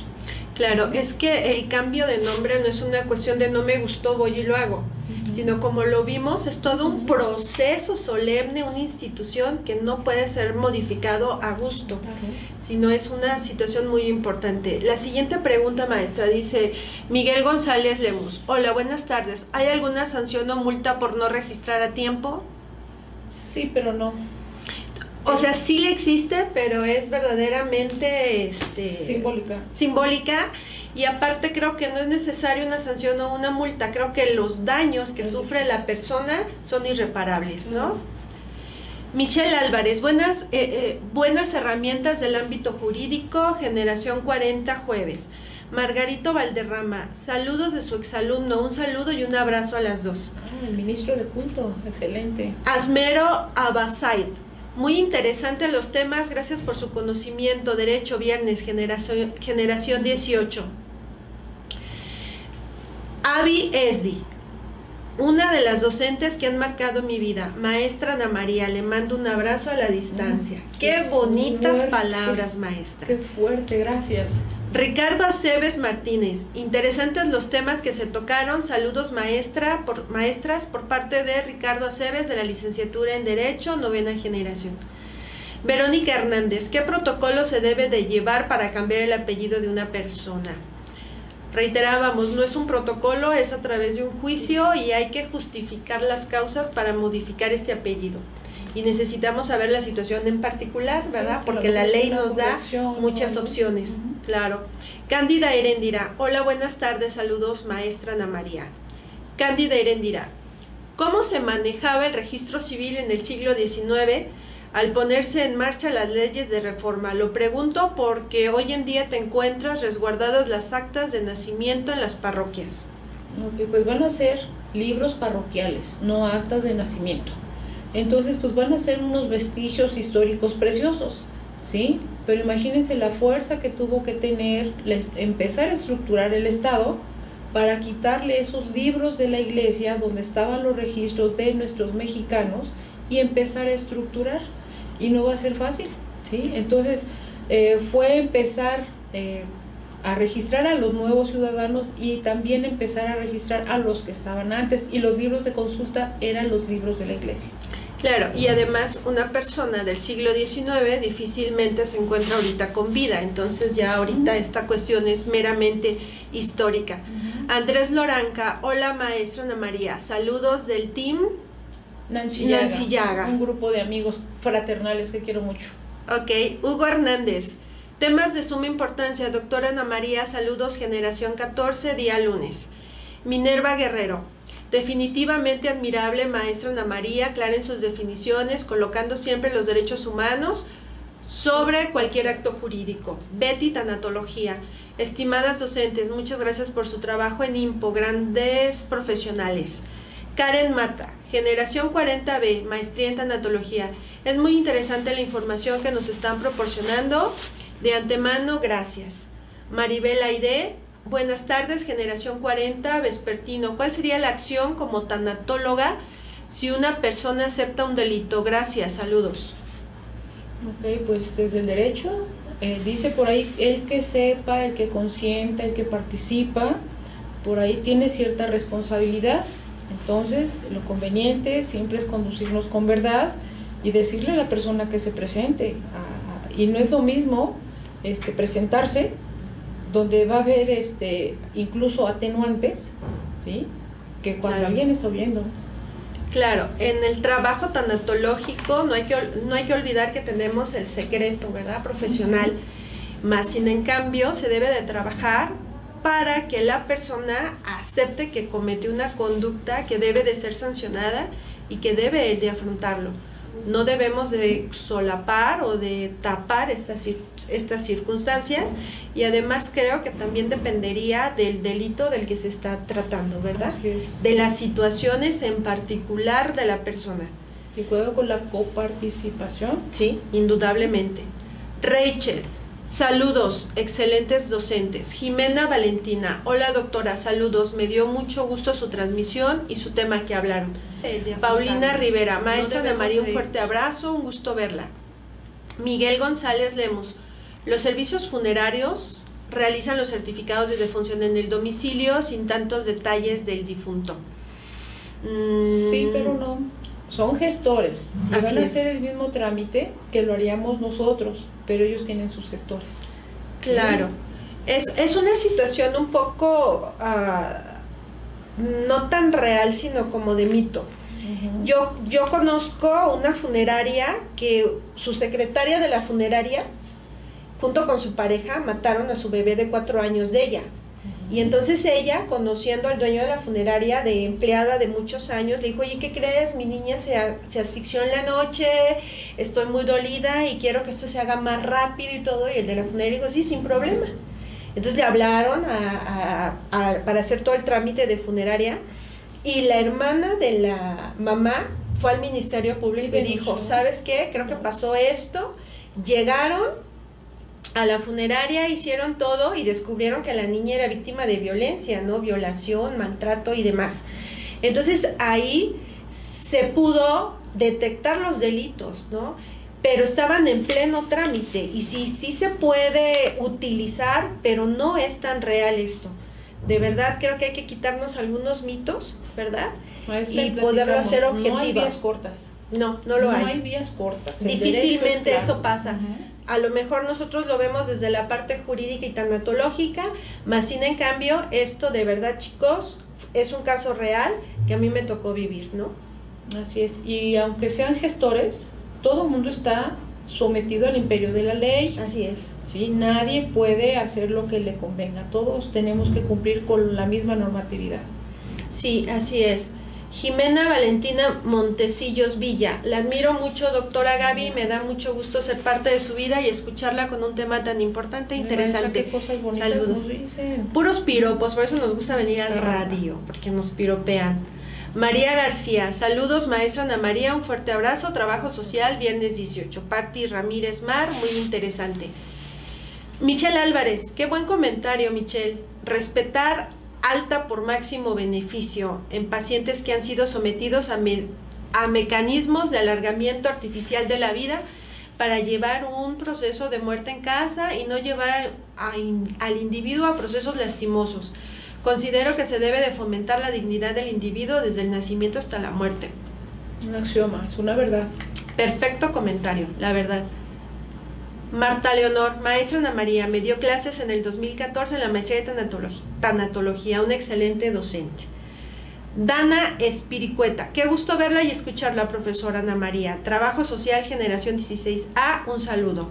Mariana Rosas, María Gabriela Pérez Becerril, una excelente maestra. Artillería pesada. Sí, muchas gracias chicos por sus comentarios. Roberto Castro, saludos a la doctora Ana María. Muchas gracias por sus comentarios, chicos. De verdad son motivadores para una servidora y creo que también para la maestra. Claro. A seguirnos preparando, a seguirles presentando temas de interés. Así que mucho les agradeceríamos si nos mandaran también, ¿no, maestras? ¿Por qué no nos platican de estos temas, no? Sí. Para que nosotros los trabajemos y los desarrollemos. Así es. Y de verdad este trabajo que se hace con los alumnos, ¿cómo enriquece? Eso, es más, ahora yo me siento más comprometida. No puedo preparar una clase así media flojita, ¿no? Pues con semejantes comentarios, maestra, no. Sí, es un placer dar clases. Y Sí. creo que en lo personal, la materia que más me gusta es bases jurídicas. Me encantan mis materias de derecho, pero tanatología forense, por Dios, es mi pasión, me encanta. Es un gusto, y escuchar cómo las experiencias de los alumnos, por qué están estudiando tanatología, y cada quien tiene sus experiencias, cómo uno se retroalimenta, ¿sí? Entonces, desde lo social, emocional y la parte jurídica, que siempre nos va a acompañar. Ok. Bien, pues a mí también me encanta dar clases. Clase que estoy dando, clase que me encanta. No puedo decir cuál me gusta más porque todas me encantan. Sí, Muchas gracias, chicos. Vamos a presenciar, nos vamos a despedir, pero vamos a cerrar con una cápsula muy importante que debemos de tomar todos en cuenta ahorita sobre el lavado de nuestras manos. Muchas gracias y nos vemos pronto. Que tengan buena tarde, la pasamos muy bien. Un abrazo a todos. Gracias.